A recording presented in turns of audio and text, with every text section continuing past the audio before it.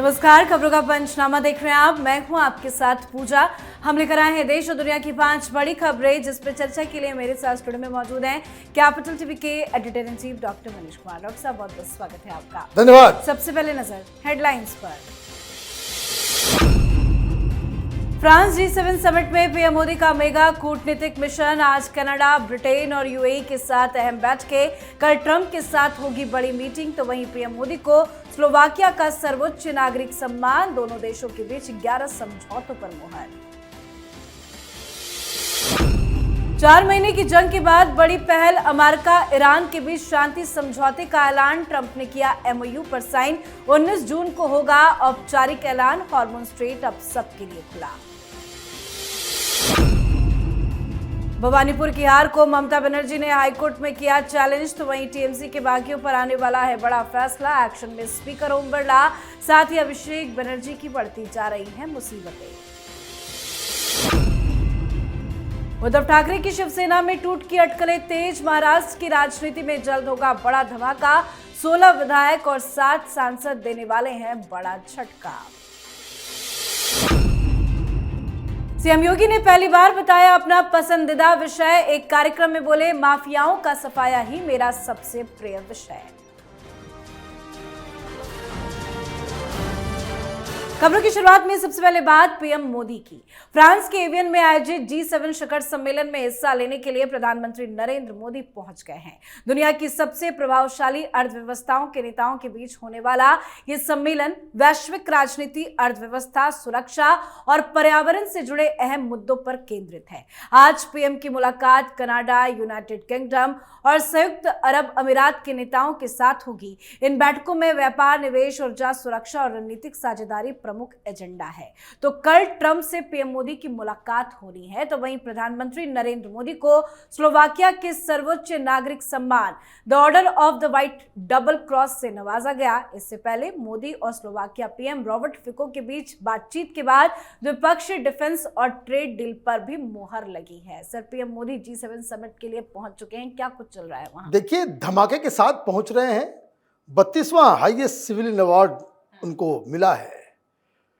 वो वहां पहुंचते उससे पहले ही मार्क कार्नी ने क्या कहा कि ये G7 समिट और इसमें भारत का होना, ये अपने आप में बता रहा है कि वो जो पुराना ग्लोबल ऑर्डर था, जिसमें ये माना जाता था यही 7 देश पूरी दुनिया को चलाते हैं, ये कॉन्सेप्ट बदलने की आवश्यकता है। भारत की यहाँ मौजूदगी एक नए ग्लोबल ऑर्डर की ओर संकेत दे रहा है। You can not ignore India. ये प्रधानमंत्री मोदी की डिप्लोमेसी की एक बहुत बड़ी जीत है।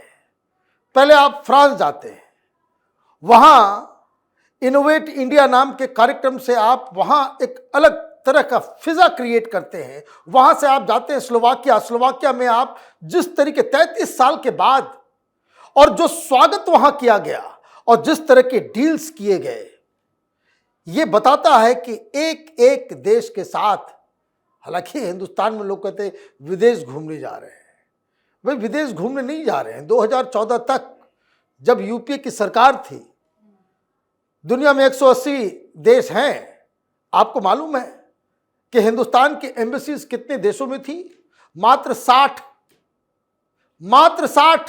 180 देशों में आप सिर्फ 60 देशों में आपके रिश्ते बने हुए थे, बाकी जगह हिंदुस्तान का कोई नामो निशान नहीं था। ये बदलाव कर रहे हैं अपनी विदेश यात्रा से प्रधानमंत्री मोदी, और इसलिए जो वहां वो पहुंचे हैं, अभी पूरी दुनिया की नजर डोनाल्ड ट्रंप और मोदी की मीटिंग पर टिकी हुई है। जी, तो G7 समिट में पीएम मोदी की मौजूदगी, मोदी ट्रंप की होने वाली मुलाकात, पूरी दुनिया की नजर इस पर टिकी है। तो वहीं ट्रंप ईरान युद्ध खत्म होने के ऐलान के बाद फ्रांस पहुंचे हैं, इसलिए उनका भी ये दौरा महत्वपूर्ण माना जा रहा है। ईरान अमेरिका युद्ध की बात करें तो जंग खत्म करने को लेकर समझौता हो चुका है। शांति समझौते के लिए MOU साइन हुए हैं। ट्रंप, JD वेंस और ईरान के स्पीकर ने इस पर दस्तखत किए हैं। स्विट्जरलैंड के जिनेवा में MOU पर हस्ताक्षर के लिए औपचारिक औपचारिक समारोह होगा। साथ ही समझौते के बाद हार्मोन स्ट्रेट खुल गया है और जहाजों की आवाजाही बढ़ी है, लेकिन सप्लाई तुरंत पूरी तरह से सामान्य नहीं होने वाली। इसमें कई हफ्ते नहीं बल्कि कई महीने लग सकते हैं। तो वहीं इसी बीच नेतन्याहू का बड़ा बयान सामने आया है। उन्होंने कहा है कि ईरान के पास कभी परमाणु हथियार नहीं होंगे, ना आज और ना ही कल। सर, क्या कुछ चल रहा है? क्या वाकई में समझौता हो गया है? 19 तारीख को औपचारिक ऐलान। देखिए, मैं तो जेडी वेंस को सुन रहा था। आपको याद है ख्वाजा आसिफ ने पाकिस्तान के एक टेलीविजन चैनल पे इंटरव्यू करते हुए कहा था कि अमेरिका हम लोगों को, मतलब पाकिस्तान को, टॉयलेट पेपर की तरह इस्तेमाल करता है। जेडी वेंस ने आज यही कह दिया डिप्लोमेटिक लैंग्वेज में कि टॉयलेट पेपर ही है पाकिस्तान, क्योंकि उन्होंने ये साफ कहा कि हमें किसी मध्यस्थता की जरूरत नहीं, we are talking directly to the Iranians. किसी मध्यस्थता की जरूरत नहीं है। तो एक तो झटका उन लोगों के लिए कि वे पाकिस्तान की डिप्लोमेसी देखिए, ये शांति लाएगा, ये लाएगा। आज कोई कुछ नहीं बोल रहा है। ये तमाम प्रोपेगेंडा मास्टर्स जो हिंदुस्तान में मोदी सरकार को कोस रहे थे कि देखिए क्या बढ़िया है, तो आज वो भी राफ साफ हो गया। अब भगवान करे कि समझौता हो जाए, दुनिया की समस्या बहुत खत्म होगी। पहली चीज तो ये। लेकिन डोनाल्ड ट्रंप की बातों पे यकीन नहीं होता है।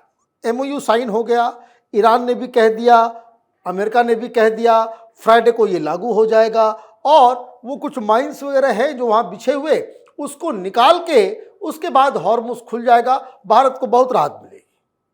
हमारा सारा जहाज जो फंसा हुआ है सब आ जाएगा। पूरी दुनिया में जो है महंगाई और स्थिरता जो वो सब कुछ खत्म हो जाएगा। लेकिन एक पेच फंसा हुआ है। पेच ये फंसा हुआ है कि डोनाल्ड ट्रंप ने अभी कुछ देर पहले एक ऐसा बयान दे दिया जिससे मामला जो है बड़ा पेचीदा हो गया। उन्होंने कह दिया भाई इजराइल जो है वो अमेरिका की वजह से एग्जिस्ट करता है, अगर अमेरिका ना रहे तो इजराइल एग्जिस्ट ना करे। प्रधानमंत्री नेतन्याहू के ऊपर भी कुछ अनाप शनाप उन्होंने कह दिया। इजराइल इस युद्ध का एक बहुत इंपॉर्टेंट प्लेयर है। ये युद्ध इजराइल की वजह से ही हो रही है, उसके एग्जिस्टेंस का ही सवाल है। और अगर इस समझौते, क्योंकि समझौता में क्या है, what are those points, nitty gritties, कि क्या समझौता हुआ है। कोई कह रहे 14 पॉइंट वाला कोई समझौता हुआ है, लेकिन वो अभी तक पब्लिक नहीं किया गया है।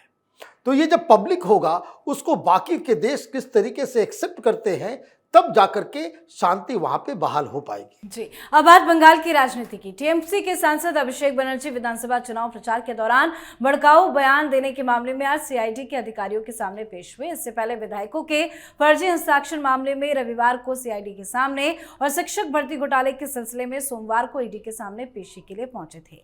मतलब अभिषेक इन दिनों एजेंसियों के रडार पर है, कभी भी बड़ा एक्शन हो सकता है। तो वहीं बागी सांसदों के विलय को लेकर स्पीकर जल्द फैसला लेने वाले हैं। एक्शन में स्पीकर ओम बिरला है। लोकसभा अध्यक्ष का कार्यालय दोनों पक्षों की दलीलें सुनकर इस मामले को पूरी तरह पारदर्शी और कानूनी रूप से अचूक बनाना चाहता है, ताकि भविष्य में इसे अदालत में चुनौती ना दी जा सके।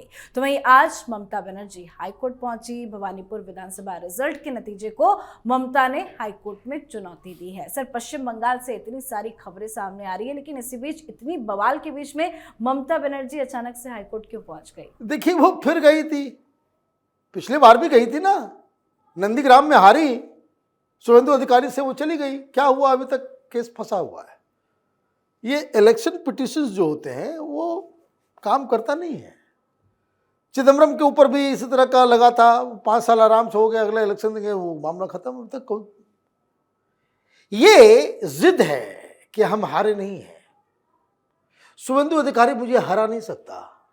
ये डिलूजनल लोगों की निशानी होती है। आप नंदीग्राम हारे, हार मानने को तैयार नहीं।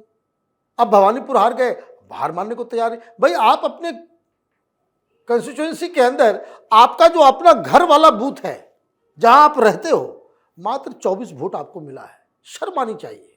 उसके बाद भी आप कह रहे हो कि भाई ये हो गया, गड़बड़ हो गया। तो खैर आप कहे, लेकिन एक चीज देखने को बड़ा अच्छा लगा, ममता बनर्जी आज काला कोट नहीं पहनी थी। पिछली बार काला कोट पहन के गई थी ना कि वकील, हम वकील बन गए। तो हम लोगों ने बताया था कि किस तरीके से ये कोई मुख्यमंत्री अचानक से वो इस्तीफा दे। खैर, ये तो उन्होंने तो इस्तीफा भी नहीं दिया है, वो इनको हटाया गया है। वो अचानक से काला कोट पहन के कह दे कि हम वकील बन गए बिना बार के सर्टिफिकेट के, तो बार की तरफ से ऑब्जेक्शन उठाया गया और इसलिए आज वो पहन के नहीं आई।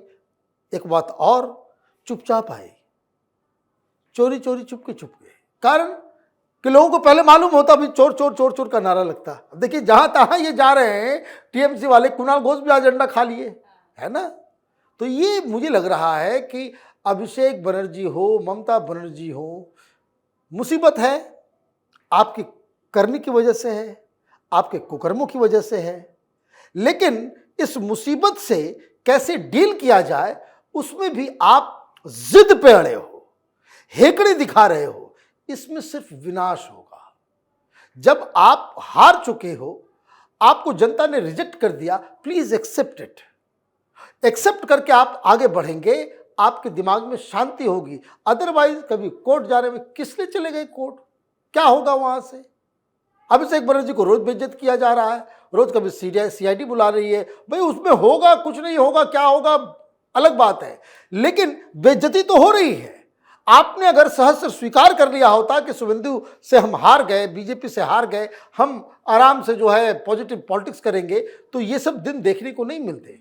लेकिन दिक्कत क्या है कि ये अहंकार इंसान को हमेशा खत्म कर देता है। जी, तो बंगाल में ममता का खेल खत्म हो चुका है, तो वहीं महाराष्ट्र में नए खेल की शुरुआत हो गई है। महाराष्ट्र में ऑपरेशन टाइगर की चर्चाओं के बीच उद्धव ठाकरे ने सांसदों के बाद अब विधायकों की बैठक बुलाई है। ये बैठक 22 जून को शाम 4 बजे मुंबई में होगी। मंत्रालय के सामने स्थित पार्टी कार्यालय शिवालय में सभी विधायकों को जुटने के लिए कहा गया है। उद्धव ठाकरे खुद इस बैठक में मौजूद रहेंगे और विधायकों का मार्गदर्शन करेंगे। पर सवाल तो ये है कि बैठक में कितने विधायक पहुंचेंगे, क्योंकि सांसदों की हुई बैठक में 5 सांसद गायब रहे और बताया जा रहा है कि 16 विधायक और 7 सांसद देने वाले हैं बहुत जल्द उद्धव ठाकरे को दगा।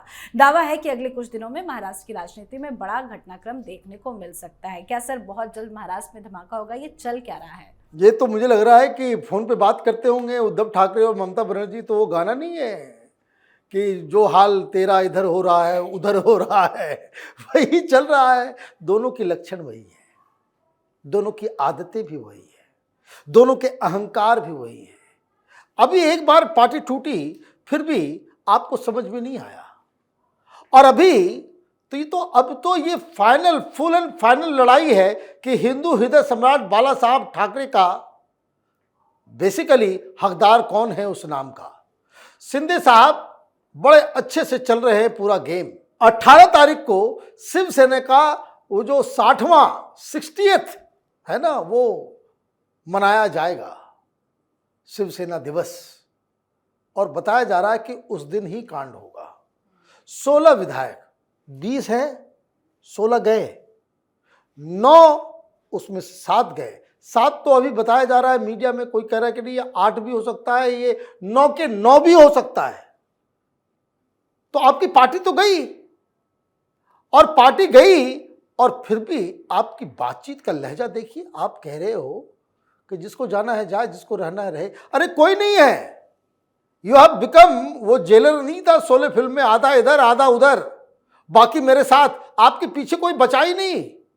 तो ये उद्धव ठाकरे का हाल हो गया है कि आप बार बार एक ही गलती और बार बार अपने अहंकार के चक्कर में अपनी पार्टी का नाश करने में जुटे हुए हैं। जी, अब बात आज की आखिरी खबर की। उत्तर प्रदेश के मुख्यमंत्री योगी आदित्यनाथ ने अपने राजनीतिक और प्रशासनिक कार्यालय को लेकर बड़ा बयान दिया है। D3 त्रिवेणी कार्यक्रम में उन्होंने कहा कि पिछले 9 वर्षों में पहली बार वो सार्वजनिक रूप से स्वीकार कर रहे हैं कि माफियाओं का सफाया करना उनका सबसे प्रिय विषय है, और आगे भी सरकार इसी तरह अपराधी और माफिया तत्वों के खिलाफ सख्त कार्रवाई जारी रखेगी। सर, दिल की बात योगी जी के जुबान पे आ गई है। देखिए, दिल की बात योगी जी की जरूर है, लेकिन जनता के दिल की बात को भी समझ लीजिए। जनता बड़ी खुश होती है जब योगी सरकार के द्वारा माफियाओं के ऊपर कार्रवाई होती है। कभी कभी तो ऐसा भी हो जाता है कि कोई बस पलट जाए, तब जनता खुश हो जाती है, सरकार कहती कि पता नहीं एक्सीडेंट हो गया। जब माफिया को गोलियां लगती है, जब एनकाउंटर होता है, तो लोग, उनके दिल में ये सबसे प्रिय विषय बन जाता है। इस खबरों को सुनने, पढ़ने, देखने के लिए लोग बेताब हो जाते हैं। तो ये दिल का कनेक्शन है। उत्तर प्रदेश की जनता के दिल में भी यही बात है और योगी आदित्यनाथ के दिल में भी यही बात है, और एक सबक जो हिंदुस्तान के तमाम मुख्यमंत्रियों को भी सीखना चाहिए कि लॉ एंड ऑर्डर को लेकर के योगी आदित्यनाथ की तरह ही कठोर और निष्ठुर होना चाहिए कि अगर आपने मर्डर किया, भाई बेल हो जाता है। ये आप जान रहे हैं किस तरह का लुंज पुंज हमारा जुडिशियल सिस्टम है। अभी ये सूर्या का केस देख लीजिए, अरे इनकाउंटर नहीं होता वो बच के निकल गया होता, बुलडोजर नहीं चलेगा तो फिर और पैदा हो जाएंगे। खौफ जब तक अपराधियों के दिल में प्रशासन का, शासन का, कानून का खौफ नहीं होगा तो इसे रोका नहीं जा सकता। ये माफिया क्या है भाई? योगी आदित्यनाथ के पहले भी तो सरकार थी, अखिलेश यादव की सरकार थी, तो माफिया वो मुख्यमंत्री के साथ फोटो खिंचाते थे, नेता उनका पैर छू करके उनसे सलामी लेते थे। आप ये देखिए, सारे लोग, एक दो तस्वीरें हैं, कुत्ता लेकर के चला जाता है मुख्यमंत्री के पास, कुत्ता के साथ फोटो, कुत्ता का भी फोटो खिंचवा रहा है मुख्यमंत्री के साथ। ये सब यूपी में लोगों ने देखा। लेकिन योगी आदित्यनाथ ने न सिर्फ इस तरह की प्रथा को, माफिया को लेजिटिमाइज करने वाली राजनीति को न सिर्फ खत्म किया, माफिया को ही खत्म कर डाला। बहुत बहुत धन्यवाद सर बातचीत के लिए। धन्यवाद। तो खबरों का पंचनामा में आज के लिए फिलहाल इतना ही। देश विदेश की बाकी खबरों और उनके सटीक एनालिसिस के लिए देखते रहिए कैपिटल टीवी। हमें लाइक कीजिए, शेयर कीजिए और कैपिटल टीवी को सब्सक्राइब कीजिए। नमस्कार।